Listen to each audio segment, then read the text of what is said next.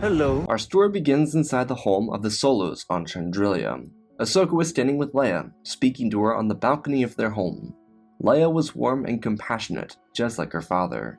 She, during the first year of her Jedi training, had a vision that if she completed her training, that her son would fall down the dark path. In a decision to protect her son, Leia decided against finishing her Jedi training, as she gifted a lightsaber to Luke. Ahsoka had been meeting with members of this family as she was working through her own understanding of the new galaxy, especially with the New Republic being so, new. Ahsoka told Leia that she would like to offer an alternative to her, in the situation that she might like the chance to train Ben when he was ready.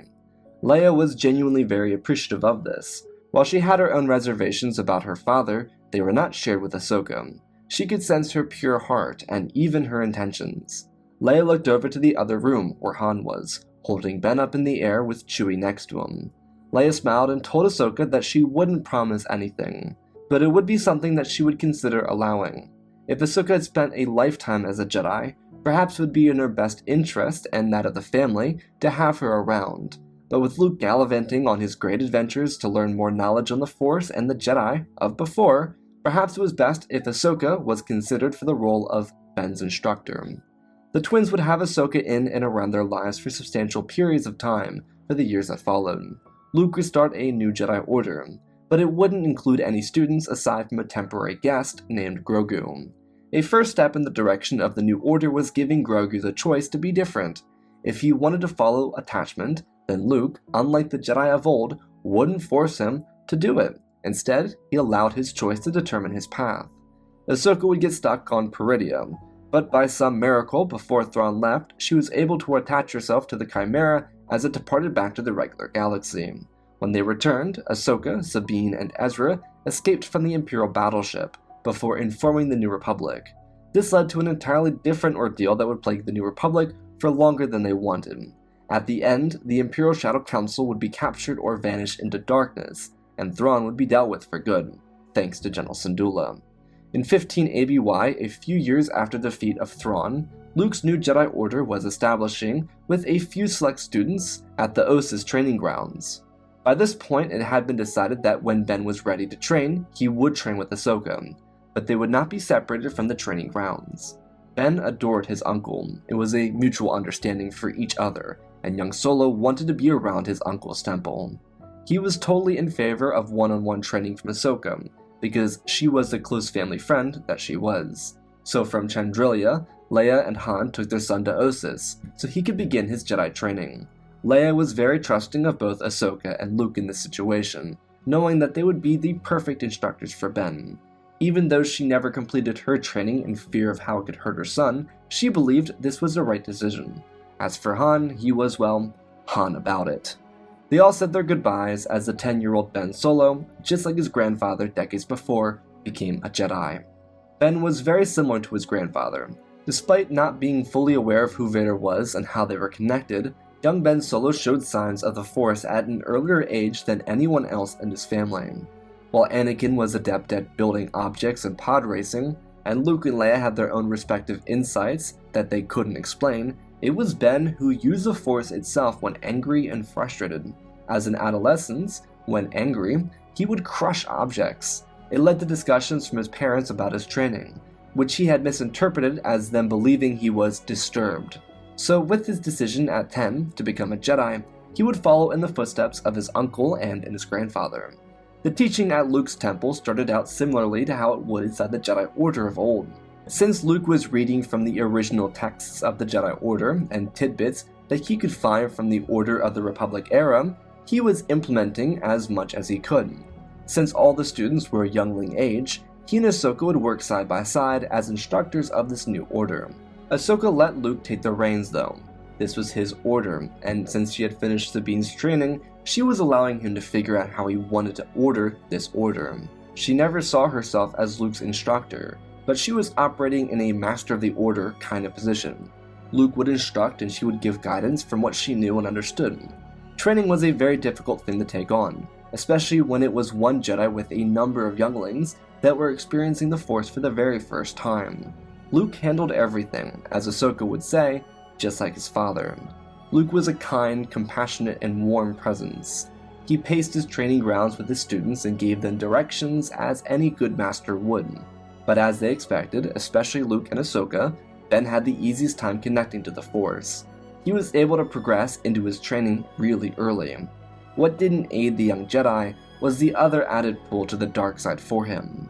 Out in the unknown regions, there was a rising darkness, and it was one that was thriving in the balance of the galaxy. As Luke always remarked, there was balance.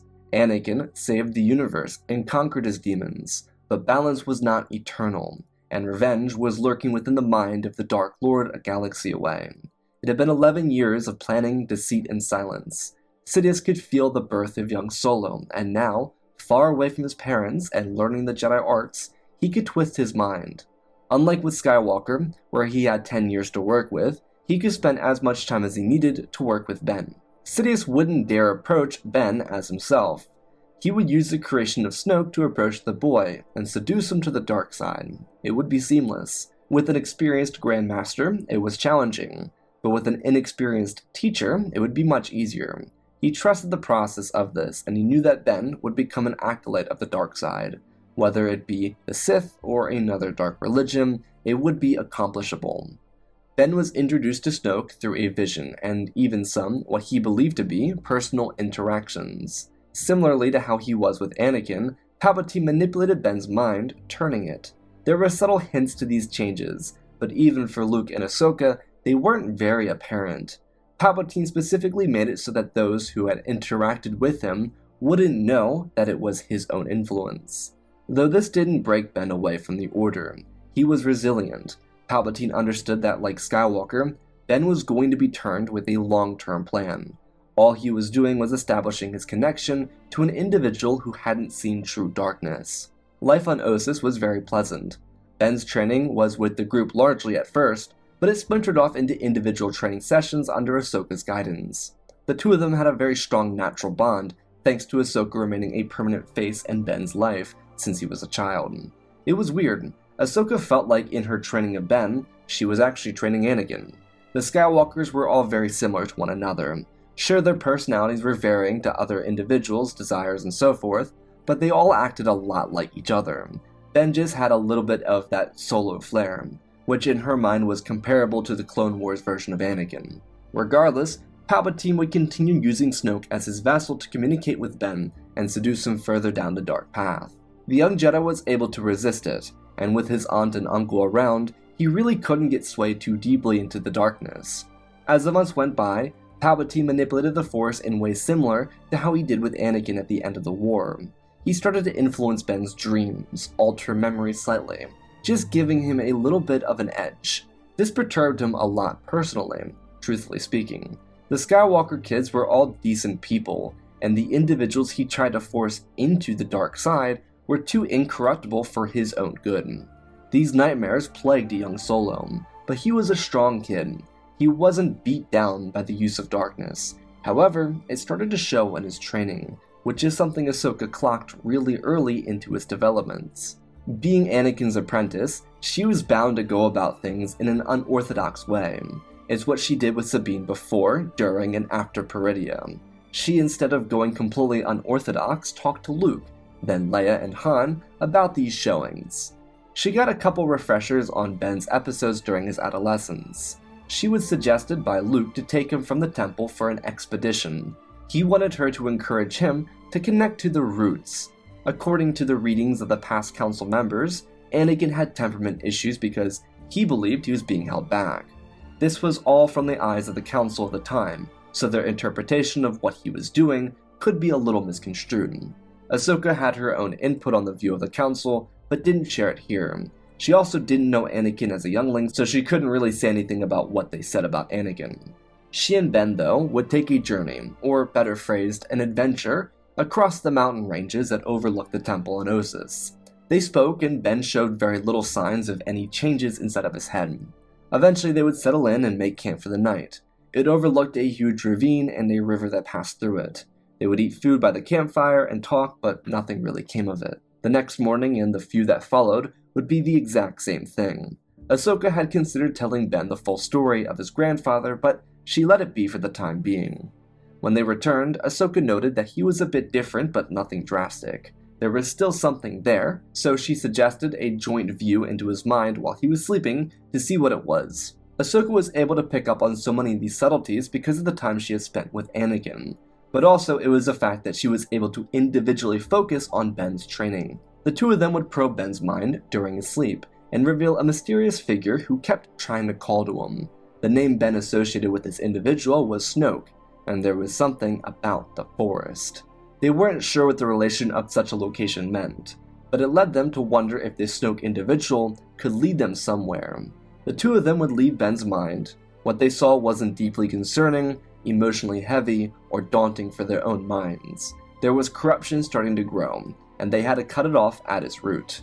Luke would contact Lord Santaka to give him potential targets of interest, being that he was very well aware of many Sith-related orders grown before the Clone War and all the way through the Age of Empire. Lore was very well versed in the Force adepts of the galaxy.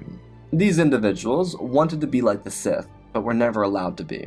The Acolytes of the Beyond and the Knights of Ren were potential targets. However, Lore did not reference them by name, not even knowing of their existence. Ahsoka suggested an exploration, which Luke agreed to do. Since Lore was busy, they brought Sabine and Han to Ossus, a pairing that would be nightmarish for the children they were watching over. Chaotic good with the two most chaotically good people in the galaxy not named Jabba the Hutt, and I'm talking about Bridger. Luke and Ahsoka would begin their journey.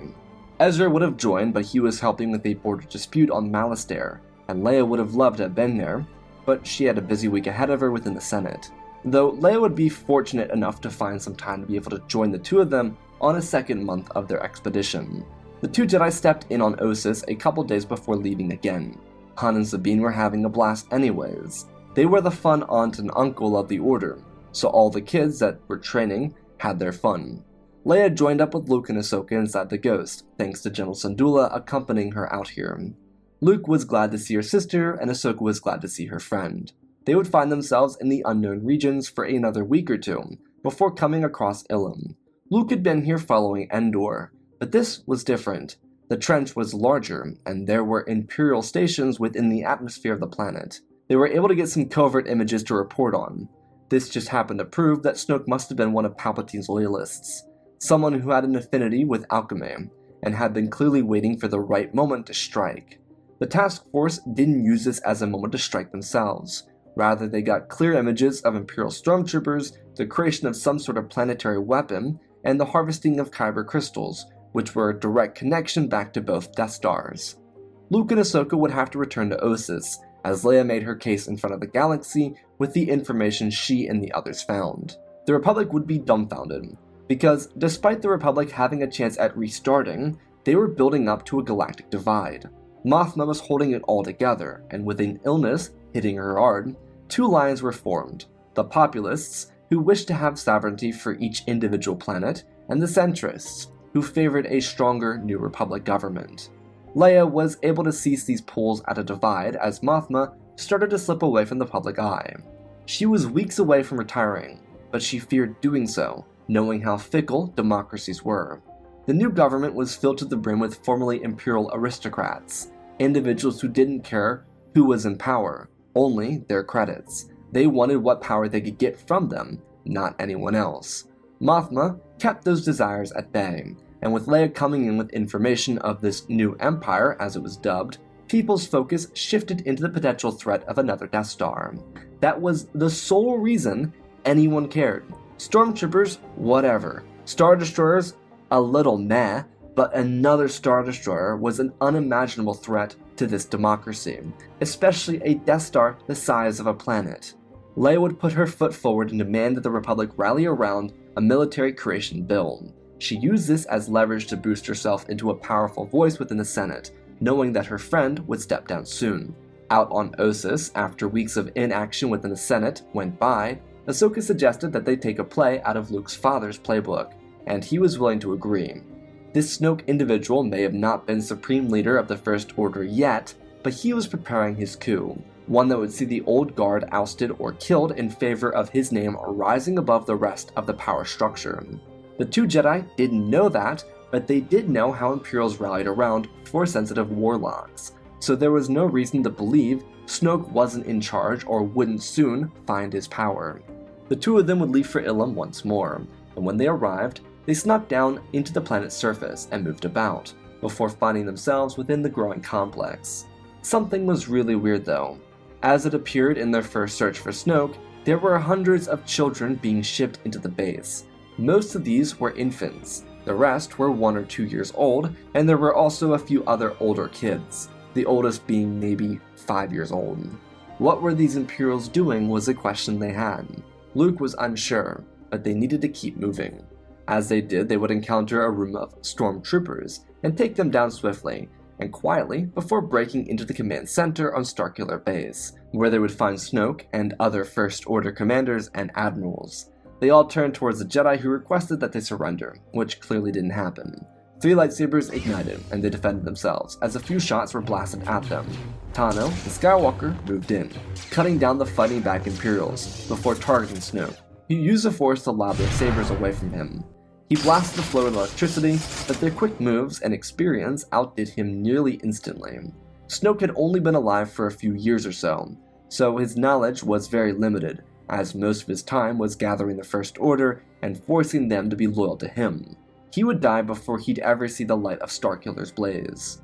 Luke and Ahsoka would deliver information to Leia before the bill was voted on, and the images of the captured children were sickening. Leia used this as a chance to fully bridge the gap between the Rims and the core. They could cement their republic here on Hosnian Prime and begin anew with the rest of the galaxy. Saving these children would be the first step into a stronger republic, but they needed a military to defend it. The reason this would make it stronger is because most of these children came from the outer edges of the galaxy. It was also during these hearings that Leia would learn of Lando's daughter, Kadera, being stolen from him. She had been kidnapped in the middle of the night, and he couldn't find her. Leia would gain overwhelming support for this, and Mothma saw this as the perfect time to step away, giving Leia the advantage in the coming election to become Chancellor, something that would protect her when her lineage to Vader was revealed by political rivals. For now, a military expansion bill would be created, and the last remaining fleet of the Alliance-era warships and troopers would be sent to Ilum to free the children and capture the remaining remnant. With such success and Ben finally released from the curse of Snoke, everything felt like it would return to normalcy. For the following few years, Ahsoka would remain on Ossus, before in 18 ABY, Luke would dispatch Ahsoka and Ben on a mission to find the birthplace of the Jedi Order. Luke believed it would be good for the future face of the Order to have connection back to the origins of the Jedi. There were reportedly texts that had been touched in several hundred years. Plus, Ben, at the age of 14, was ready for an expedition like this. Ahsoka was the perfect teacher for Ben, and truthfully, without her being present, he would have struggled. It wasn't that Luke wasn't good, but the Order of old took for granted how important it was for one Jedi to instruct one Jedi. Luke had a tough responsibility of adhering to an old code while raising a new order and looking after every Jedi on his own. It was a lot, and he was going through the process of seeing what worked and what didn't. Ahsoka took some of that pressure off of him, especially with someone who grew as rapidly as Ben did, with as much emotional tugs at darkness as Ben had. Ahsoka was well versed with all of these things, having experienced it all from the age of 14 with her own master. Ben did know about Darth Vader as his grandfather, and he was alright with it. But they began their journey, one that would take them multiple years to complete. By the time they found Ahch-To, it was 22 ABY, when Ben was 18. A large reason for their trip taking so long was the fact that they didn't spend all their time searching for the planet. A lot of Ahsoka's training was based on what she'd experienced as a Jedi, so individual missions across the Outer Rim to help people was used as an inspiring light for Ben. He was able to understand why the Jedi were associated with the title Knights of the Republic, and he became obsessed with bringing such imagery back to the galaxy. He even started wearing armor plating around his wrists, and thicker robes that had a lighter color. Not quite gold, but lighter than Anakin's or Luke's robes. This stylistic change also came from hanging around Ahsoka the White. By this point, the First Order had been stomped out, thanks to Admiral Ackbar smashing through their forces across the unknown regions. Leia had her whole Vader reveal, and she remained sturdy, fending off a vote of no confidence by slim margins, and surviving as Chancellor of the Republic. Due to their concerns over her being Vader's child, she made the role of Chancellor weaker, It was something she was already working on by expanding the cabinet of the Chancellor, so her being related to Vader didn't frighten people as much as it could have. She clearly wasn't acting like the monster he became synonymous with. On Ahch-To, Master Tano told Ben to explore while she searched for the temple itself. He nodded with an excited smile and ran off, as she watched him vanish over a hill. She began her ascent. After about 20 minutes or so, Ben would find a hole in the side of the island, one filled with a dark aura that pulled him in. He yearned for answers to a question he had, one being, how can I become a true Jedi? This wasn't a rejection of Ahsoka, but a realization of how he needed to find himself in this current era. He fell into the hole, and what he saw devastated him. He marched on the Jedi Temple, he served evil, and he knelt before a voice of a demagogue. His vision terrified him, and yet there was something so alluring about it. He wasn't just seeing himself, he was seeing history repeat. He followed in the footsteps of Vader. This vision wasn't a reality, rather a warning. The poison of the darkness stretched across the galaxy, and it was returning, slowly. If they didn't learn from the past, then they would repeat it. It terrified Ben, and he searched for his master until he found her. He was out of breath, and he told her everything, to which she responded with calmness, and informed him that it would be alright. They would trust the Force, and they would return to Luke to speak to him about these visions. It turns out, they wouldn't really need to. When they did return to Ossus, they learned that much had happened since they had last been there. Ezra reported something transpiring in the unknown regions, as it slipped out into wild space and eventually into the outer edges of the galaxy. Luke was tipped off and went in, having Lor San Tekka watch over the Jedi Order. Luke would find Ochi Bestoon hunting a family of 3. Ochi was an old Sith hunter, one activated by Sidious. Luke was very put off by this weird showing made by Ochi. Despite killing the Sith hunter, Kiza, who was wearing the mask of ancient Sith Lord, Viceroy Exem Penchard, escaped. Luke was still searching for Kiza because she was serving something. She was no longer an acolyte of the Beyond, so she was chasing little girls for a new master for some reason. The family of 3 was given refuge on Ossus, and Rey was given a chance to train. She, however, like Grogu, rejected, feeling too emotionally close to her parents. Leia was able to get them to safety within the core, and kept a close watch on them. Rey was important to someone evil, and this concerned Luke and Leia greatly. Ahsoka and Ben had discussed his visions, and she believed it to be Palpatine. Luke feared this possibility too, knowing that the dark side was very unnatural. Also, not for nothing, Dathan Palpatine was a clone of Palpatine, knowing that he was probably still alive. Ahsoka also believed Ben was ready for his trials, so he would pass and become the first knight of the new Jedi Order. Luke suggested that, as a knight, Ben spend time with Ezra and Jacen. As he and Luke spent time trying to find the Sith, Kiza, Ben agreed to do so. Ezra and Jacen spent a lot of time in the unknown regions with Sabine and Zeb, so it kind of checked out.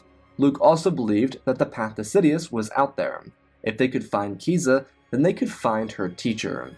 Ahsoka agreed to this proposition, suggesting that she begin her own hunt for relics that belonged to Vader. After about a year of hunting across the stars, she returned to Mustafar to search once more. Ahsoka first attempted to search Vader's castle and found nothing, so she went to Nur, where Fortress Inquisitorius still stood. After finding nothing again, she continued searching the galaxy. The only reason the answer hadn't been found on Kaf Burm was because the Sith dagger Ochi had was destroyed in combat with Luke.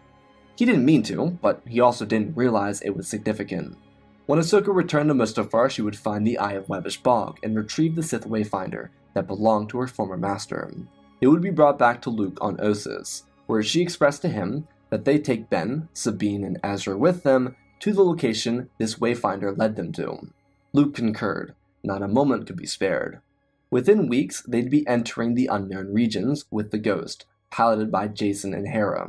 They sped the ship through the red honeycomb zone outside of Exegol, something Luke had seen before but didn't enter because he couldn't get through it. When they got to the other side, thanks to guidance from the Wayfinder, they found Exegol. Inside of the Sith temple, Sidious could feel them coming. He told Kiza to take his life, so that she could become the ruler of the Sith, use his power to destroy the Jedi and rule the galaxy. Sidious had no intention of dying here. He was using her anger against her to take full control over her body. With the mask of Exem Penchard already doing that, She swept her saber through Palpatine's shattered body, and he possessed her. Kaiser was no more. She was now Sidious.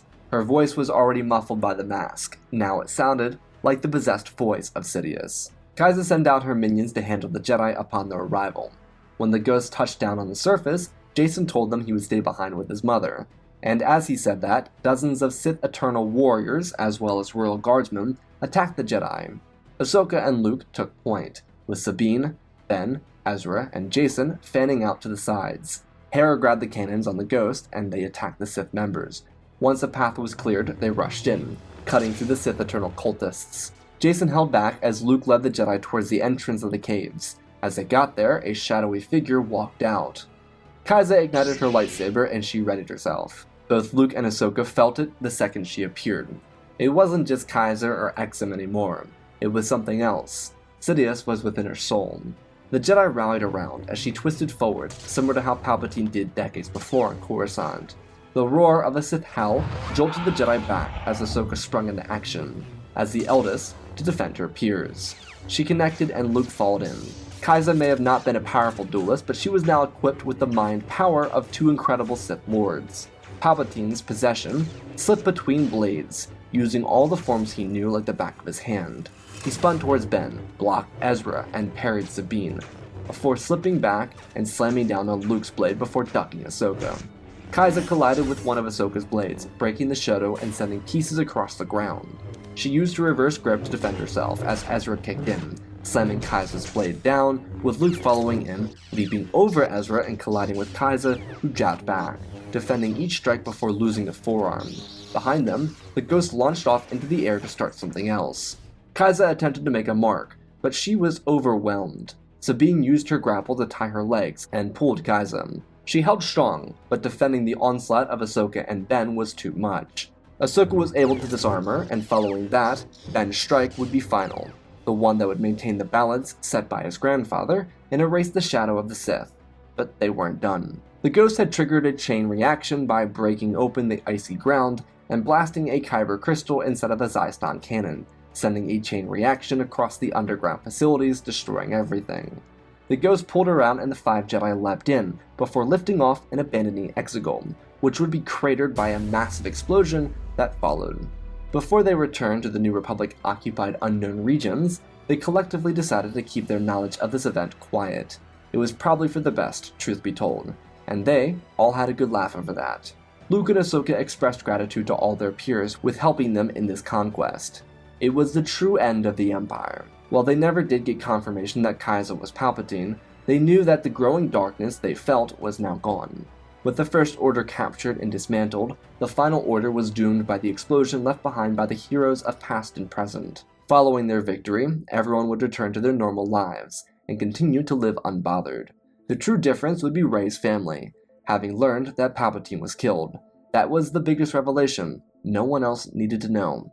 In the years after the destruction of Exegol, Luke's order would continue to see its growth. Ahsoka would become a temple grounds instructor, as Ben started to follow in the path that he found the most alluring. He started the Temple Guards sect. It wasn't quite like Syndralik's old guard unit, but it reintroduced knightdom to the ranks of the Jedi Order. The guards weren't relegated to Ossus. They were encouraged to be seen, to shift the public view of the Jedi, and it would. Ben would train a Jedi of his own, but he wouldn't start until his 30s. His mother, on the other hand, after saving the Republic from a populist and centrist division, would retire. The New Republic was a fickle democracy, but after 20 full years of normalcy without war and without planets being destroyed, there would be a chance to build a firm democracy around the pillars laid by Mon Mothma and Organa on Hosnian Prime. Leia and Han, on the other hand, would continue to live out their lives peacefully, as they watched their son grow into a magnificent Jedi, one that could inspire the masses. Luke's order did have conflicts, mostly with criminals of the galaxy, but they had defeated the Sith. Their new motive would revolve around helping others and reducing the influence of Palpatine's regime. It would be Ben, after all, who stopped the Knights of Ren from growing. It would be Ezra and Jason who helped transform the Acolytes of the Beyond into a group of light-side-wielding Guardians. The galaxy was changing and healing, and with the remnants of the Empire finally going silent, the galaxy itself could find the peace it longed for in this new era of tranquility. And that, my friends, is our story. Again, special thanks to all the patrons: Benjamin Wells, Ozpin, Angel Dust, Darth Vitiate, Seju Jagger, Groot36, Hunter Belden, Rosebird, Jack Silver, Lindo Asher, Alexander Reese, The Beginning and End, Jango Fett Clone, Nick5098, Ben Ingram, The Big Red Puramark, Diamond Constant, Darth Nemesis, Lord Tibbs, CC2024, Galavic Gaming, Tristan, Mandalore, Sir William 1767, Darth Revan, Granddaddy Bane, Lally Ant, Sky Guy, Penguin, Cullen Rooney, Shark Midori, RJ38, Nick, Michael Erlanger, The Last Jedi, Apollo, Wiwu670, Annika Stank Runner, CT7567, Toaster Oven, Oz of Oz, Darth Knox, The Eternal Padawan, Joshua Tem, Johnny DeGuin, Sansa Skeleton, Jedi Sloth, Mr. Yeet Gamer, Lord Cali, Gunling Slayer 66, Batman Studios, Anakin003, Lord Draken, Fortis Legacy Star Wars, Airbus, Rex the Wolf, The Many Three First Names, Dark Saint 46, Baron Joshua, and Lord Deadwing. For supporting the channel, smash that like button. Let's talk about this story. So with this story, I really wanted to focus on the connection that Ahsoka had with Anakin and how it would transfer over to Ben. I think Ben and Anakin are very similar. A lot of the Skywalkers have a lot of similar traits. It just seems that way even in Legends. So it seemed right for Ahsoka to have a lot more familiarity with Ben. But I think Luke would really thrive from having a Jedi like Ahsoka around as well. I think a lot of what Luke was doing in canon was kind of seeing what worked, and as it went on, he was going to weed out what didn't work. It's that Palpatine beat him to it before he could really weed out what didn't work. Which I really don't see as his fault. But anyways, I hope you all enjoyed. I love you all, spread the love, and always remember, my friends, may the Force be with you.